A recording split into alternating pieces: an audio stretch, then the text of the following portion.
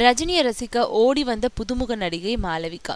கடந்த கால நடிகைகளுக்கு ரஜினியோட ஒரு படத்துலயாவது நடிக்கணும்னு இருந்து வந்த கனவு இப்போ அப்படியே அஜித் பக்கம் திரும்பிடுச்சு. இருந்தாலும் ரஜினின்ற அந்த ஒரு வார்த்தைக்கு இருக்கிற ஈர்ப்பு இன்னமும் நடிகர்களுக்கிடையே இருக்கத்தான் செய்யுது. அதுலயும் குக்குன்ற படத்துல நடிச்சிருக்கோம் மலையாள வரவு நடிகை மாளவிகா ரஜினியோட தீவிரமான ரசிகையா. அவரோட ஸ்டைலான நடிப்பு அவங்களுக்கு ரொம்ப பிடிக்குமா. அப்படிப்பட்டவர் சமீபத்துல தான் ஒரு சேனலுக்கு பேட்டி கொடுக்க போயிருந்த போது அதே சேனலுக்கு ரஜினியும் பேட்டி கொடுக்க வந்திருக்காருன்ற செய்தி காதுக்கு வந்ததும் துள்ளி குதிச்சுட்டாங்களாம்.